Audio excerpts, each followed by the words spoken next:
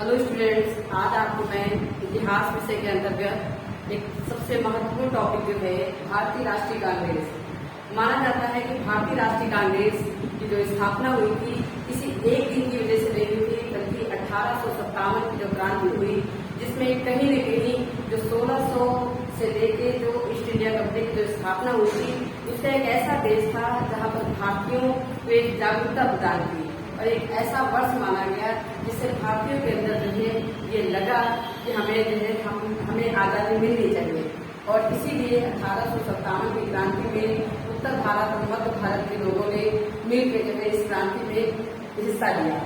और इस 1857 की क्रांति में माना जाता है, अगर हम देखें तो कहीं न कहीं अंग्रेजों को यह आभास हो गया कि अब हमें जो है भारत में हो सकता है अपना शासन चलाने में दिक्कत हो, और ईस्ट इंडिया कंपनी की जो स्थापना है यहाँ तक, क्योंकि ऐसा माना जाता है कि ब्रिटिश में जो महारानी विक्टोरिया थी उन्होंने भी इस चीज़ की आगे देखा और 1858 में उन्होंने महारानी का जो विक्टोरिया पत्र का जो घोषणा पत्र आया उसमें ये कहा गया कि अब भारतीयों के लिए जो है कुछ सुविधाएं जो है 1858 में, तो देखा जाता है कि 1600 से लेकर 1857 तक जो कंपनी का जो वर्चस्व था वो धीरे धीरे जो है वो कम होता गया। और 1858 से एक नए भारत की स्टार्ट हुई जिसमें ब्रिटिश या क्राउन या ताज का शासन माना जाता है। धीरे धीरे करके भारतीय अपनी बात को कहते थे, क्योंकि कहा जाता है कि 1857 की जो क्रांति थी वो पूरे भारत में नहीं फैली हुई थी, इसलिए न सभी वर्गों के लोग इसमें शामिल थे, इसीलिए सफल रहा। लेकिन भारतीय हमारे अपनी स्वतंत्रता के लिए वो जान लगाना चाहते थे, इसलिए वो समय समय पर जो है अपनी मांग रखते थे, अपनी प्रार्थना और अपनी सभाओं के द्वारा अंग्रेजों तक अपनी बात पहुंचाने की बात कहते थे। तो लॉर्ड डफरिन, माना जाता है कि लॉर्ड डफरिन एक ऐसा व्यक्ति था जो ऐसा अंग्रेज था जिसने सोचा कि भारतीय अपनी जो बात कह रहे हैं इधर उधर, तो उनको एक ऐसा मंच दे दिया जाए जिससे अपनी बात वो कह सके। इसलिए उसके मस्तिष्क में माना जाता है कि भारतीय राष्ट्रीय कांग्रेस किसकी मस्तिष्क देन थी, तो लॉर्ड डफरिन के मस्तिष्क देन थी। और ऐसा माना गया है कि डफरिन ने ये नहीं सोचा था कि कभी ऐसा होगा कि कभी भारतीय राष्ट्रीय कांग्रेस एक दिन स्वतंत्रता दिलाती ही रहेगी और एक ऐसा संगठन बन जाएगा जिसके कारण अंग्रेजों के पैर भारत से उखड़ जाएंगे। उस समय तो डफरिन ने मात्र ऐसे असहज होकर एक मंच ले लिया कि आप लोग राष्ट्रीय कांग्रेस की स्थापना के रूप में माना गया कि मुंबई में सबसे पहले अगर देखा जाए तो इसके संस्थापक जो थे वो कौन थे, सर ए.ओ. ह्यूम, इनको बनाया गया कि एक रिटायर्ड अधिकारी थे, अंग्रेज अधिकारी थे, इनको इसका संस्थापक बनाया गया। और इसकी जो स्थापना हुई थी वो माना जाता है कि 28 दिसंबर 1885 इस दिन इसकी स्थापना की गई थी। और इसका जो पहला अधिवेशन हुआ था वो मुंबई में हुआ था। पहले ये था कि पुणे में होगा, लेकिन पुणे से ये पोस्टपोन हो गया, फिर आपका मुंबई शहर में हुआ। तो पहला अधिवेशन अगर माना जाता है तो ये मुंबई में हुआ था। उस समय बम्बई कहा जाता था, इसे बम्बई में हुआ था। और इसके जो प्रथम अध्यक्ष माने गए थे योगेश चंद्र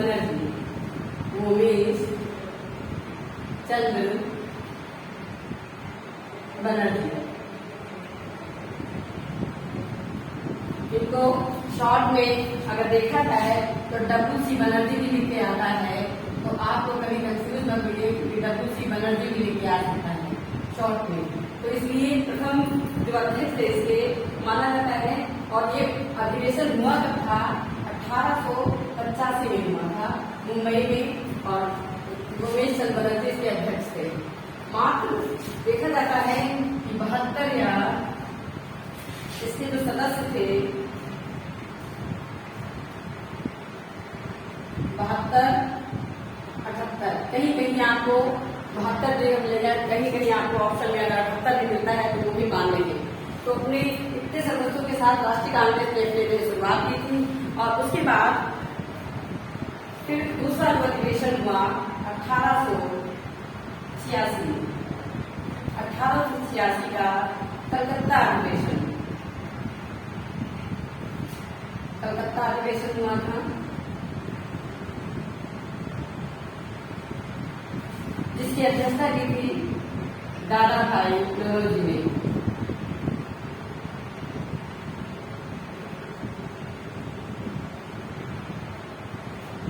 और इसके बाद जो तीसरा अधिवेशन हुआ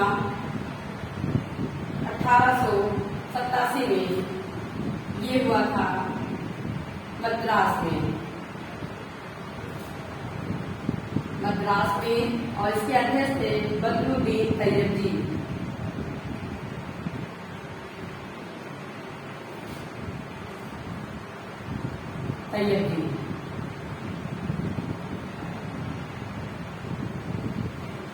देखिए, कहा जाता है कि पहला अधिवेशन हुआ तो मुंबई में हुआ था, और इसके जो अध्यक्ष थे वो गोविंद चंद्र बनर्जी थे, और इस समय के सदस्य थे वो 72 और 78, कहीं कहीं आपको 72 मिलेगा और कहीं आपको 78 मिलेगा। तो जो भी ऑप्शन आपके दूसरे पेपर में हो वो आप उसमें टिक कर सकते हैं। फिर 1886 में कलकत्ता अधिवेशन हुआ था, जिसकी अध्यक्षता दादा भाई नौरोजी ने की थी। माना जाता है कि ये एक बंगाली थे और एक पारसी धर्म से रिलेटेड थे। इसके बाद जो बदरुद्दीन तैयब जी थी, ये सबसे पहले जो है मुस्लिम जो है अध्यक्ष माने जाते हैं और सबसे कम उनके अध्यक्ष माने गए।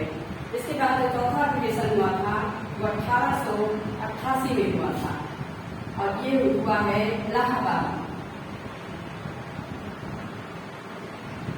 जिसमें प्रथम अंग्रेज था, अंग्रेज को अध्यक्ष बनाया गया।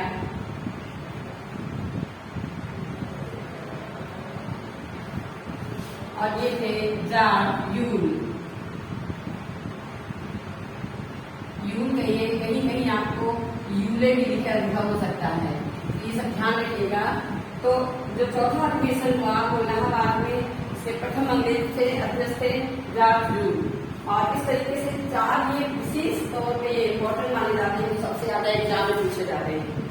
अब थोड़ा सा ये देखें कि मान लेते हैं जैसे ये भारत के मैप में से एरिया को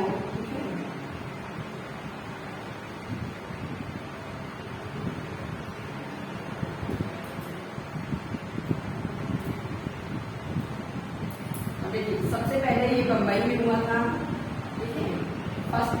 इसके बाद जो हुआ है कोलकाता में हुआ है, और इसके बाद जो हुआ है वो मद्रास में हुआ है।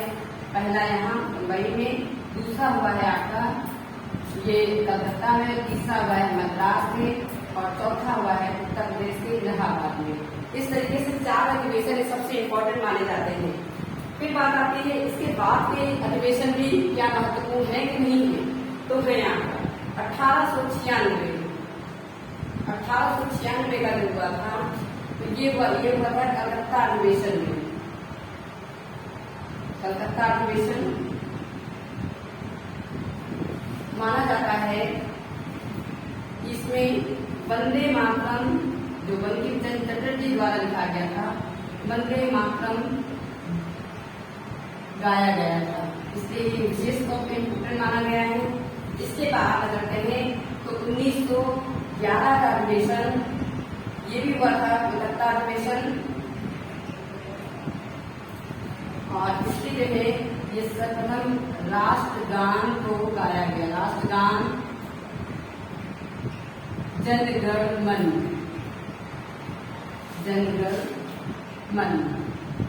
ये गाया गया था। माना जाता है कि राष्ट्रगान जो रविन्द्रनाथ टैगोर द्वारा जो लिखा गया था वो उस समय जो गाया गया था वो लॉर्ड पंचम के स्वागत में गाया गया था, ऐसा माना जाता है। क्योंकि कलकत्ता अधिवेशन 1911 सबसे पहले भारत की जो राजधानी थी कलकत्ता थी, 1911 में लॉर्ड हार्डिंग द्वितीय के समय ये कलकत्ता से दिल्ली ट्रांसफर हुई थी। इसलिए कहा जाता है कि 1911 में जो दिल्ली दरबार लगाया गया था उसी में राजधानी का परिवर्तन किया गया। इसके बाद आता है 1916 का लखनऊ अधिवेशन, ये बहुत इम्पोर्टेंट है, स्टार बना लीजिए। ये विशेष तौर पे है, ये जो एग्जाम में पूछे जाते हैं। सबसे पहले ये 4 है, ज्यादातर तो सीरियल से पूछे जाते हैं। फिर 1916 का लखनऊ अधिवेशन, जिसकी अध्यक्षता की थी एसी मजूमदार अर्थात अंबिका चरण मजूमदार जी ने। अंबिका चरण मजूमदार ये अध्यक्ष थे। और माना जाता है कि जब महात्मा गांधी भारत वापस आए थे तो 1916 के लखनऊ अधिवेशन में उन्होंने पार्टिसिपेट किया था। और यहीं पे जो चंपारण के जो राजकुमार शुक्ल थे, गोपाल कृष्ण गोखले थे, ये सब लोगों ने भाग लिया था। और यहीं पे नील के किसानों के लिए जो है एक भूमिका बनाई गई थी। और उसके बाद जो है चंपारण जब गए 1917 में नील के किसानों के लिए आंदोलन चलाया गया, उसको सफल माना गया। इसके बाद 1917 का अधिवेशन ये भी सबसे ज्यादा इम्पोर्टेंट है क्योंकि प्रथम जो है इसमें महिला के रूप में अगर माना जाता है तो एनी बेसन इसमें शामिल हुई थी। एनी बेसन अध्यक्ष बनाया गया था इनको।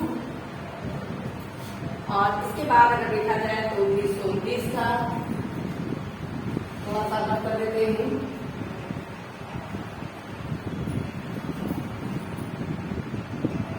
1919 का अमृतसर में जो अधिवेशन हुआ था वो आपको पता है कि जलियांवाला बाग जो हत्याकांड हुई थी उसी की समीक्षा की है।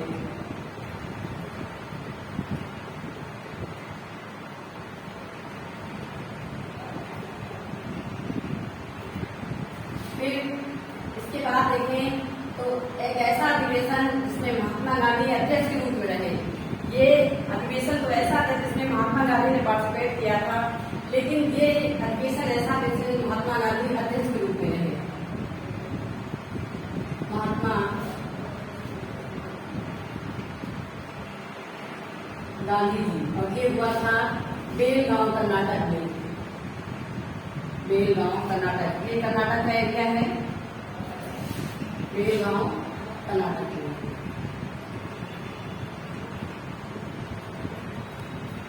उसके बाद वेरी इंपॉर्टेंट 1925 का अधिवेशन।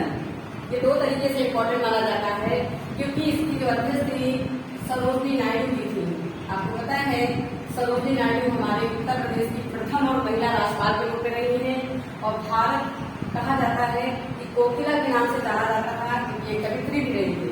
तो सरोजनी नायडू इसकी अध्यक्ष रही है। और ये माना जाता है ये कहाँ हुआ था, कानपुर में हुआ था। सबसे इम्पोर्टेंट बात है ये प्रथम भारतीय महिला थी जो भारतीय राष्ट्रीय कांग्रेस की अध्यक्ष बनी। इसके बाद 1925 के अधिवेशन में ही राष्ट्रभाषा हिंदी को बनाने की बात कही गई थी।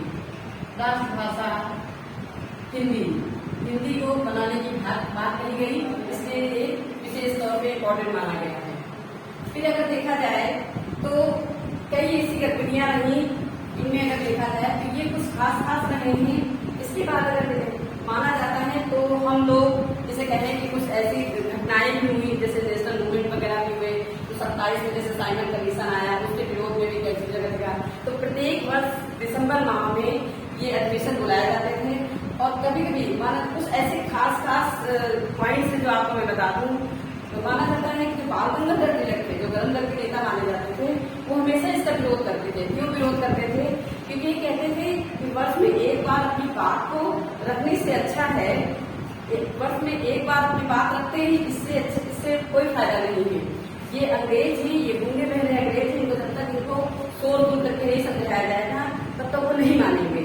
इसीलिए वो कहते थे कि जैसे 1916 के अधिवेशन में उन्होंने ये बात कही थी कि स्वराज मेरा जन्म से अधिकार है, मैं इसे लेके रहूंगा। तो यही कारण है कि लेकिन एक विडंबना देखिए कि जिस स्वराज की वो बात कर रहे थे और 1947 में हम आजाद हुए, लेकिन 1920 में यही बाल गंगाधर तिलक जिन्होंने स्वराज की बात कही उस स्वराज को वो देख भी नहीं पाए। तो माना जाता है कि गरम दल के नेता में विशेष इनका योगदान था। और एक ऐसे ही नेता थे जो राष्ट्रीय कांग्रेस के सदस्य तो रहे लेकिन कभी अध्यक्ष नहीं बने। इसलिए ऐसे कुछ खास जो अधिवेशन है इनके बारे में हम चर्चा कर रहे हैं। और फिर आता है एक वेरी इंपॉर्टेंट जिसमें हमने अपना स्वतंत्रता दिवस भी मनाया था और वो है आपका 1929 का लाहौर अधिवेशन। वेरी इंपॉर्टेंट क्योंकि जो है लाहौर अधिवेशन, लाहौर आपको पता है इस पाकिस्तान में ये एरिया, ठीक है। ये अधिवेशन जो 1929 में हुआ था और इसकी अध्यक्षता की थी पंडित जवाहरलाल नेहरू जी ने, जो आपके हमारे प्रथम प्रधानमंत्री जी थे जवाहरलाल नेहरू जी ने। और यही माना जाता है कि 30 यहीं पे जो है सबसे पहले स्वराज की बात की इसमें की गई थी, ठीक है। और माना गया कि यही तिरंगा झंडा फहराया गया था और पूर्ण स्वराज की मांग, स्वराज नहीं पूर्ण स्वराज की मांग की, हमें जो है पूर्ण स्वराज प्राप्त होना चाहिए। और 30 जनवरी 1930 को, सॉरी 26 जनवरी 1930 को नेहरू जी ने भारतीय झंडा फहराकर भारतीय झंडा फहराकर पहली बार स्वतंत्रता दिवस मनाया था, पहली बार स्वतंत्रता दिवस मनाया था। और यही कारण है कि 26 जनवरी की जो तिथि हमारे इतिहास में इम्पोर्टेंट है, क्योंकि इसी दिन हमारा गणतंत्र है। इस तिथि को यादगार बनाने के लिए हम गणतंत्र दिवस मनाते हैं, 26 जनवरी को ही मनाते हैं। ये सबसे पहले और ये कहाँ हुआ था? लाहौर माना जाता है। कहाँ है? रावी नदी के तट पर है। रावी नदी का मतलब है कि आपकी रावी नदी आपकी यहाँ हिमाचल के दर्रे से निकलती है और पंजाब की नदी मानी जाती है। तो ऐसा देखा 1929 और 30। फिर इसके बाद अगर कहते हैं कुछ ऐसे एक्ट वगैरह हुए, फिर एक इम्पोर्टेंट माना जाता है आपका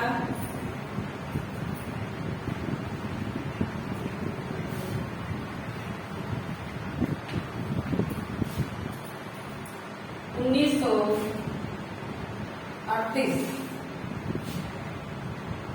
हरिपुरा अधिवेशन। हरिपुरा अधिवेशन जो था, इसमें सुभाष चंद्र बोस जी को अध्यक्ष बनाया गया। सुभाष चंद्र बोस जी जनता के द्वारा ये चुन के आए थे और माना जाता है कि ये भारतीय राष्ट्रीय कांग्रेस के सदस्यों ने उनको चुना, क्योंकि एक ऐसे नेता थे। माना जाता है कि जिस समय अगर आज के परिवेश में कहा जाता है कि सिविल सर्विस आसान नहीं है, तो उस समय बहुत ही ज्यादा कठिन था, क्योंकि परीक्षा अंग्रेजी में होती थी, इंग्लैंड में होती थी और भारतीयों के लिए एक इसमें मैच नहीं करती थी। लेकिन उस समय सुभाष चंद्र बोस जैसे जो चौथी रैंक लेके पास हुए थे, लेकिन 1920 में गांधी जी के संपर्क में आकर ये राष्ट्रीय आंदोलन में कूद पड़े भारत को आजाद कराने में। तो 1938 के हरिपुरा अधिवेशन में ये सुभाष चंद्र बोस जी को अध्यक्ष बनाया गया था। यही से इनकी कार्यवाही शुरू हुई थी। इसके बाद क्योंकि हर साल अध्यक्ष बनते जाते थे, 1939 में सदस्यों ने फिर इन्हें चुन लिया, अर्थात त्रिपुरी अधिवेशन था। त्रिपुरी अधिवेशन जिसमें सुभाष चंद्र बोस जी को फिर चुन लिया गया था और इनके आगे जो खड़े किए गए थे पट्टाभ सीतारमैया जी। सीतारमैया जी ये गांधी जी के बहुत ही खास व्यक्ति थे। माना जाता है कि पट्टाभ सीतारमैया जी नहीं बल्कि स्वयं गांधी जी सामने खड़े हैं। और ऐसा होता है कि पट्टाभ सीतारमैया जी की हार हो जाती है और सुभाष चंद्र बोस जी जीत जाते हैं। तो ऐसे में लेकिन सुभाष चंद्र बोस जी को लगता है कि ये इन्होंने गांधी जी ने इनको नेतृत्व में खड़ा किया है, तो कहीं न कहीं हमें अपना पद छोड़ देना चाहिए। और गांधी जी को ये लगता था कि पट्टाभ सीतारमैया की जो हार हुई है वो मेरी हार है। इसी तरीके से कुछ कंट्रोवर्सी ऐसी उत्पन्न हुई, तो सुभाष चंद्र बोस जी यही से त्याग पत्र देके और राष्ट्रीय कांग्रेस को छोड़ के ये विदेश चले गए और वहां से उन्होंने इसका नेतृत्व किया। धीरे धीरे करके माना जाता है 1942 में जो आपका अधिवेशन हुआ था भारत छोड़ो, ये भी मुंबई में हुआ था। भारत छोड़ो का जो प्रस्ताव रखा गया था 1942 के मुंबई अधिवेशन में, मुंबई अधिवेशन में यहीं पे अगर माना जाता है अंग्रेजों ने फिर एक बार महात्मा गांधी जी को देश में कहा जाता है जो द्वितीय विश्व युद्ध चल रहा था उसमें सपोर्ट करने के लिए कहा, लेकिन महात्मा गांधी ने कहा कि ऐसा नहीं है, क्योंकि माना जाता है कि 14 से 18 में जो प्रथम विश्व युद्ध हुआ था उसमें अंग्रेजों ने ये बात कही थी कि आप अगर हमारे इस युद्ध में शामिल होंगे भारतीय, आप भारतीयों से कहिए कि हमारे युद्ध में शामिल हो, तो हम आपको धीरे धीरे करके उत्तराधिकार वाला वो शासन आप कर देंगे।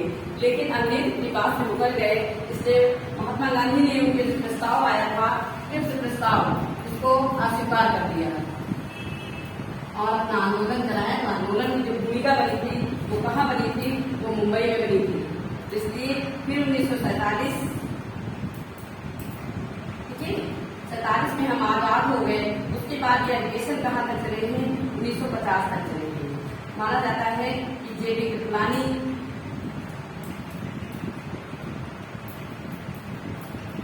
और डॉक्टर राजेंद्र प्रसाद, ये लास्ट में अध्यक्ष रहे हैं और 1950 तक जो है इस राष्ट्रीय कांग्रेस की भूमिका रखी। तो अगर देखा जाए तो 1885 से लेकर 1950 तक ये देश को आजाद कराने की राष्ट्रीय कांग्रेस की विशेष भूमिका रही है।